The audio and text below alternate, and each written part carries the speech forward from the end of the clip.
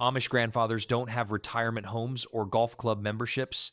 They remain active in their communities, wielding quiet influence that outsiders rarely notice.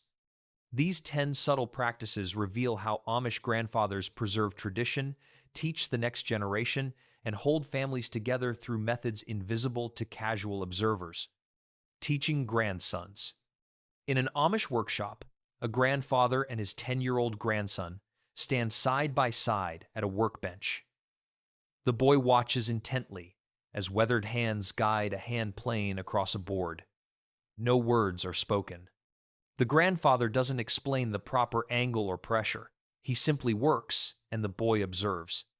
After several minutes, the grandfather hands the plane to his grandson. The boy positions the tool as he saw his grandfather do, mimicking everything. His first attempt is clumsy. The grandfather's hand gently adjusts the angle without speaking, whittling while watching. An Amish grandfather sits on his porch, a piece of wood and knife in hand. His hands move automatically, shaving thin curls, gradually revealing a small horse or whistle. His eyes, however, aren't focused on the carving. They're watching the yard where grandchildren play, the road where buggies pass, the neighboring farm where his son works. This constant whittling provides cover for observation. A man sitting and watching would seem idle, even nosy. But a man engaged in productive handwork is simply industrious. The carving gives him socially acceptable reason to observe for hours. What is he watching? Everything. He notices which grandchildren play together and which avoid each other. He sees his daughter-in-law with slumped shoulders, suggesting exhaustion.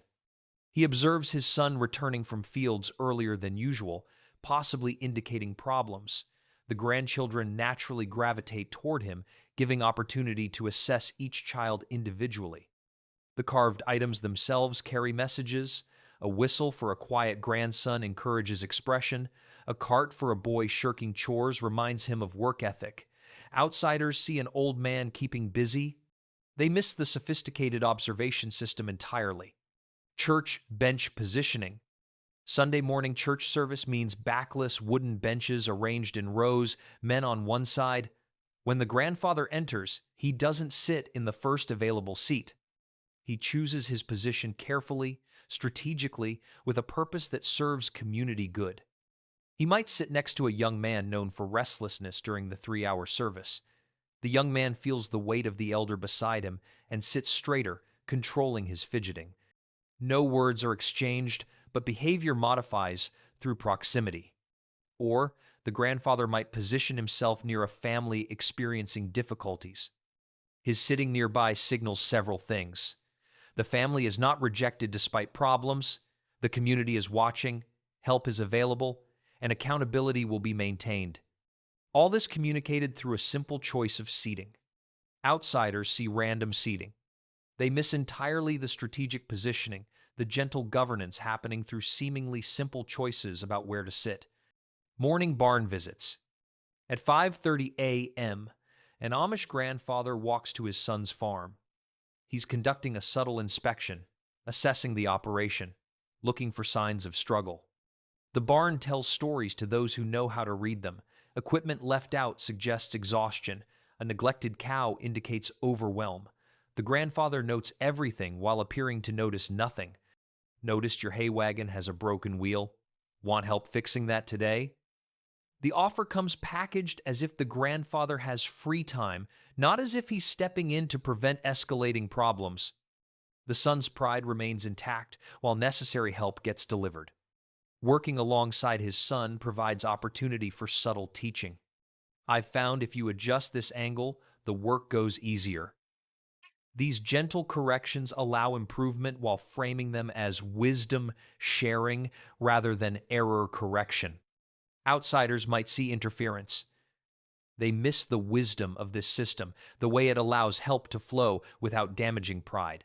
Mediating family disputes. When two adult siblings find themselves in escalating conflict over property, someone visits their father. "Dad, we need your help." The grandfather nods, unsurprised. He's seen this pattern before. The mediation will happen entirely in private, invisible to the community. The grandfather meets with each party separately first, listening without judgment. He hears all perspectives. Often the surface dispute masks deeper conflicts, old resentments about inheritance, jealousy over success, perceived favoritism. The grandfather must identify root causes. His authority comes from accumulated respect. 70 years of faithful living have earned him moral authority. When he speaks, adult children listen because they trust his judgment. The grandfather doesn't impose solutions. He guides parties toward their own resolution through careful questions. Have you considered how this affects your children's relationship? These questions reframe the conflict, shifting focus to maintaining family unity. The entire mediation happens without community knowledge. This privacy protects the family's reputation while solving real problems. Maintaining the family memory.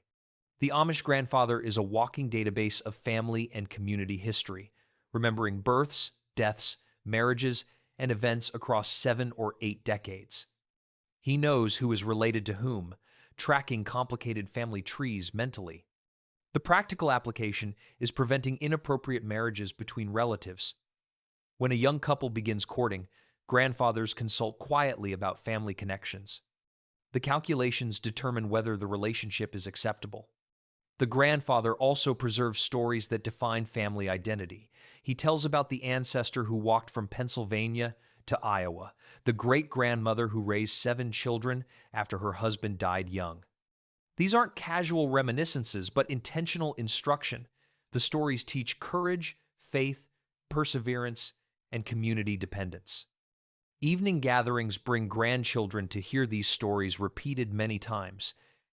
Each repetition reinforces lessons while allowing questions that deepen understanding. The tragic aspect is that this knowledge dies with the grandfather, an irreplaceable loss, evaluating potential spouses silently. When a grandson begins courting seriously, the grandfather watches carefully, assessing the young woman's character and suitability as family member.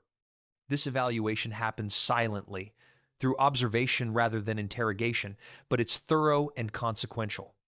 The grandfather's approval or concern carries significant weight in determining whether the courtship continues toward marriage. He watches the young woman during community events. How does she interact with her parents? Respectfully or dismissively? How does she treat younger siblings? Patiently or impatiently? Does she work willingly when community projects require help? Or does she avoid physical labor? Does she dress modestly even when no one seems to watch? Or does she push boundaries? These observations reveal character more accurately than any interview could. The grandfather also investigates the young woman's family discreetly, asking questions of others who know them well. What can you tell me about the Miller family? He learns about financial stability, reputation, religious commitment, any scandals or problems that might be hidden.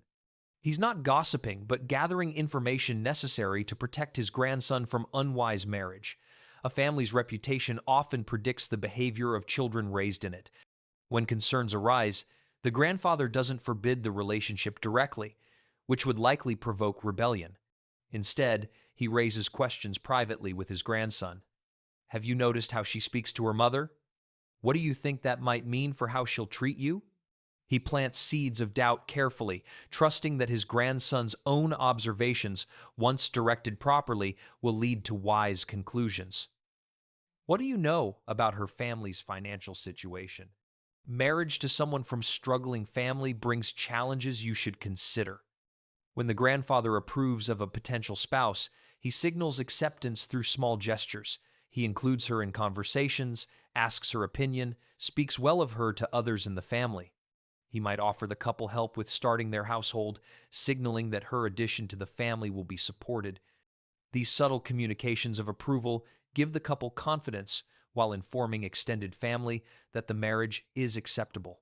The grandfather's evaluation isn't infallible, but his experience provides perspective that young people lack. He's seen marriages succeed and fail across decades. He recognizes warning signs that love-struck young people miss.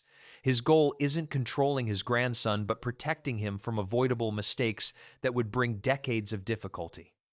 The quiet evaluation and gentle guidance represent love expressed through wisdom rather than sentiment, preserving traditional knowledge. The Amish grandfather carries techniques and knowledge that are rapidly disappearing.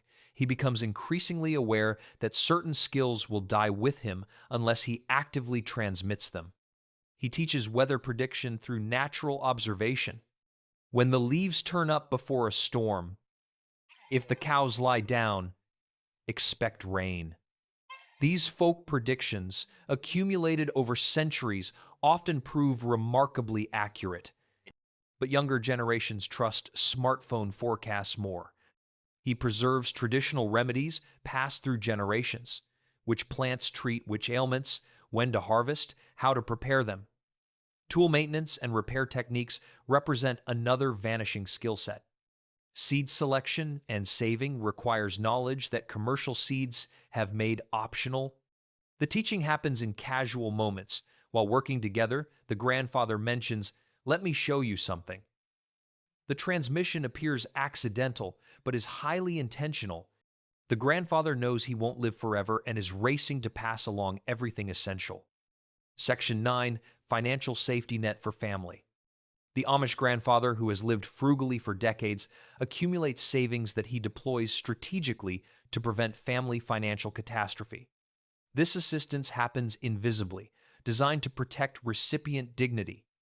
He notices which families struggle: a son-in-law whose crops failed, a grandson with unexpected medical bills. The grandfather monitors carefully, watching for when struggle becomes crisis. The assistance arrives disguised. Materials for barn repair appear without clear source. "I had these left over from my project. Money for medical bills comes as a gift I'd been planning anyway." The fiction protects the recipient's pride. The grandfather understands that public charity brings shame. A man should provide for his family without assistance. But everyone faces circumstances beyond their control. The grandfather's private financial support allows these situations to be weathered without public acknowledgement of need.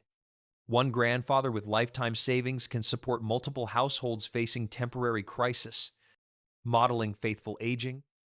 Perhaps the most powerful invisible teaching that Amish grandfathers provide is demonstrating how to grow old with dignity, purpose, and faith. While modern American culture segregates elderly into retirement communities and nursing homes, removing them from daily life and relegating them to irrelevance, Amish grandfathers remain integrated into family and community, working until they physically cannot, maintaining purpose and connection until death. The grandfather continues working, though at reduced pace and capacity. He no longer manages entire farm operations, but handles tasks suited to his abilities. He feeds chickens, gathers eggs, mines grandchildren, repairs small items, maintains equipment. The work keeps him physically active while providing genuine contribution to family economy. He's not being humored or given make work, but performing valuable tasks that lighten loads for younger generations. His body's decline becomes teaching moment rather than tragedy. He acknowledges limitations without shame or excessive complaint. "My back isn't what it used to be, so I'll let you handle that." The admission models healthy acceptance of aging rather than futile attempt to maintain youthful capacity. Younger men learn they too will age, and that aging need not mean uselessness or disconnection from life they've known. The pain he endures silently teaches endurance and acceptance. Arthritis, back problems, fading eyesight and hearing, all the common ailments of age get acknowledged but not allowed to define him. He continues participating in life despite discomfort, demonstrating that pain need not prevent engagement. The Stoicism isn't denial, but rather perspective that physical comfort isn't life's ultimate goal. The grandfather's preparation for death models how faithful Christians approach mortality. He speaks naturally about death, without fear or anxiety. He makes practical arrangements clearly: who should inherit which tools, where he wants to be buried, what he wants done with his savings. But the preparations lack dread. Death is simply next transition, returning to God after lifetime of faithful service. The peace visible in him provides powerful testimony to grandchildren watching and learning. The theological lesson embedded in his aging is that human value doesn't depend on